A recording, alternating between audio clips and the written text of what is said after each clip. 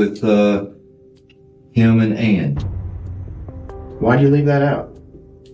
Well, it's just, I don't remember that. That's a petty detail. Ryan, that's Vito we're talking about, all right? That's the guy that killed The guy you told me on Sunday I we met know. one time. I know, but you gotta, that was before. That was when he was just a layabout presence. Look. I remember, it took you saying it to jog my... Welcome back to Interrogation Chamber. We have a very unsettling story to dive in with you today. Police find a family home with several people dead and one survivor. At first, this story sounds believable, but the evidence starts to tell a different story. In this interrogation, detectives slowly uncover the truth and reveal what really happened. If you guys want to see more videos like this, I'm uploading every day on Interrogation Chamber, and let's just dissect this story together. 911, where's your emergency?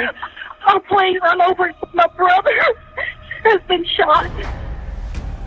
And his wife, Joy. My nephew is here, and my niece has been shot. Oh, please.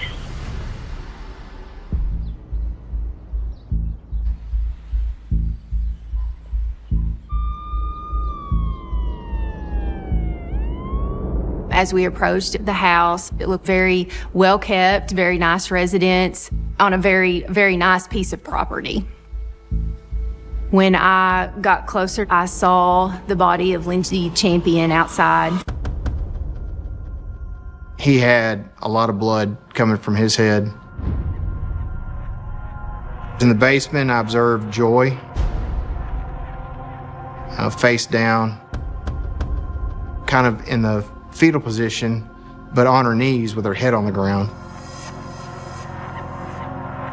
There was an obvious bullet hole in the storm door. We went into the living room. I saw Emily Champion duct taped, lying in the floor. She had duct tape wrapped around her face, her feet, her ankles, and her hands. And I was just thinking, why she taped so much? It was overkill. And it didn't make sense. As we entered the dining room area, there was an unidentified male. He was laying on the floor with a bullet hole right in the middle of his face and a roll of duct tape by his shoes. We were able to identify through an ID that was in his wallet as Vito Riservato. He was a 22-year-old male that had been residing in Hopkinsville, Kentucky. At that point, he was suspect number one. And I can remember standing there thinking, why'd you do this? What caused you to flip your switch and come in here and kill all these people?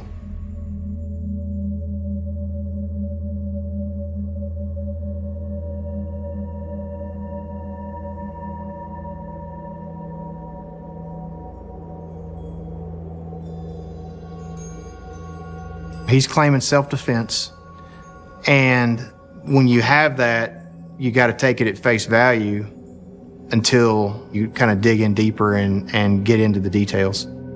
Give me some backstory to where everything started.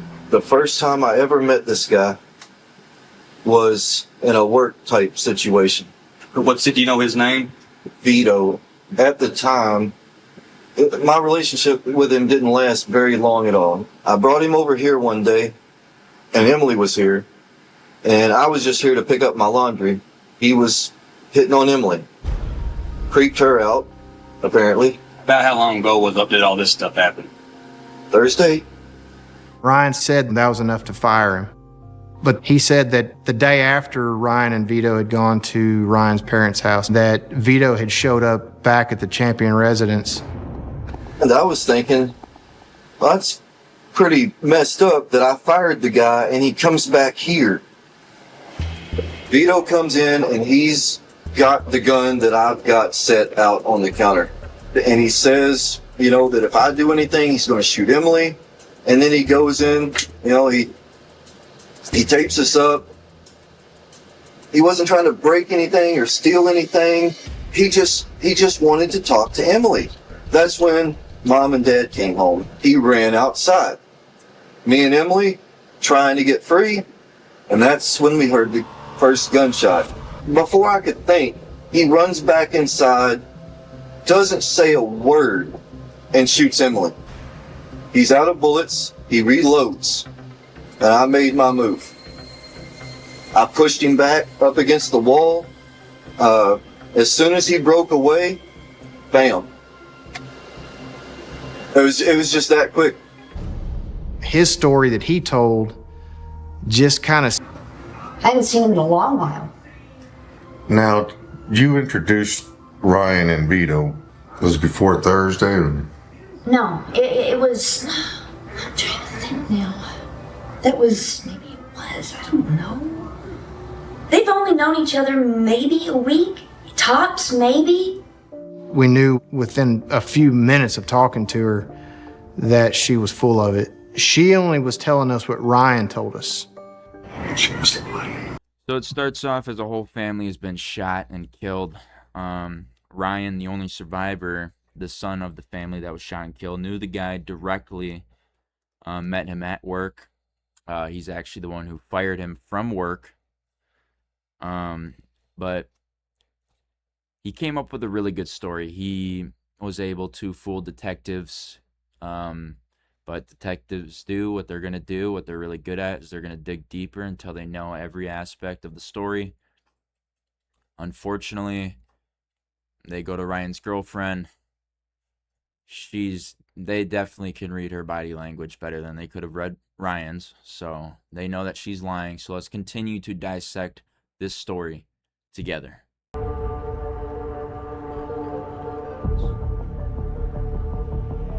So we made a trip to Waffle House. We're getting the video ready, and we started looking, and all of a sudden we see these people come walking through the door. And there's Ann. And then there's Ryan, and there's Vito. And they walked over to a booth.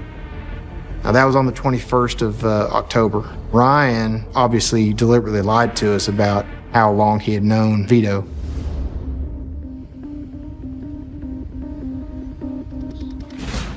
You ever been to Waffle House with him? Let me think.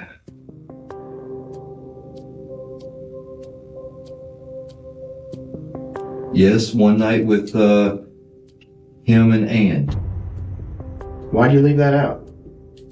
Well, it's just, I don't remember that. That's a petty detail. Ryan, that's Vito we're talking about, all right? That's the guy that killed The guy you told me on Sunday I we met know. one time. I know, but you gotta, that was before. That was when he was just a layabout presence. Look. I remember, it took you saying it to jog my memory that I even went to Waffle House with you. You left out being with the guy that killed your entire family. We've been waiting for you to tell the truth here. And all you're doing is walking in circles. You're dancing in a circle here. Okay? Man up. Your story today didn't make any sense. Listen, it's not believable. All right? It's not believable. The only guy that survives is you. All right? Your sister was shot 3 times. Your mom and dad are dead. The guy that, in my opinion, you brought in there to do all this stuff, you killed. I believe that happened. But look, Ryan, listen to me. You see how this looks? See where this is going?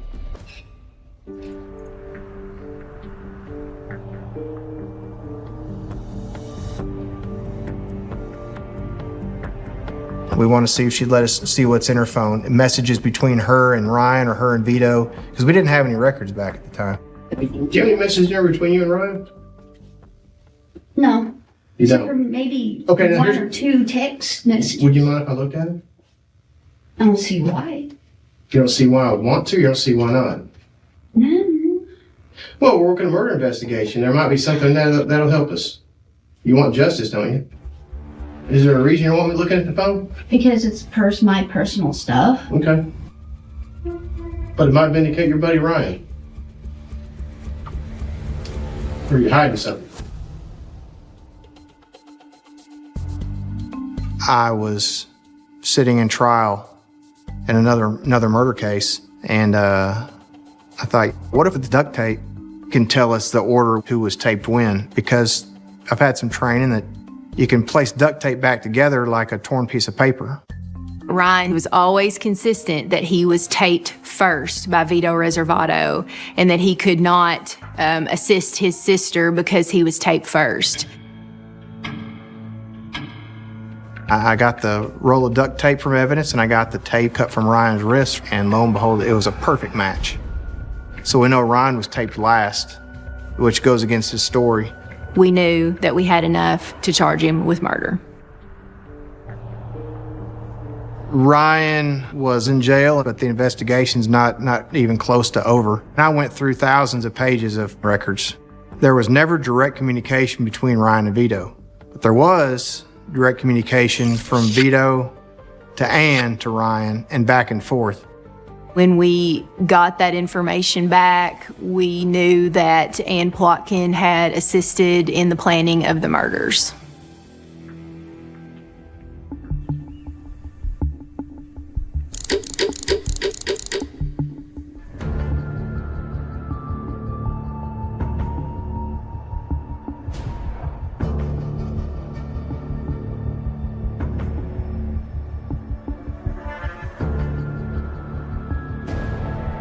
All right, so it started off as the whole family being shot. Ryan was the only survivor. Gave a really good detailed story to kind of avoid being arrested by detectives. They even fooled the detectives. He said that he met Vito at work. Ryan, Ann, and Vito walk into a Waffle House. They get the CCTV footage from the Waffle House. They know that Ryan was lying about being with him. They bring Ann in for questioning. Ann's lying about the texts as well. Then the detective gets a good idea. We should test the duct tape. You can put it back together, like he said, like a puzzle or a piece of paper, however he put it. And then they all, besides Vito, because he's dead, but Ryan and Ann were sentenced, and Ann died 4 years later of terminal illness, so justice was served in this one. But if you guys want to see more videos like this, I'm uploading every day to Interrogation Chamber.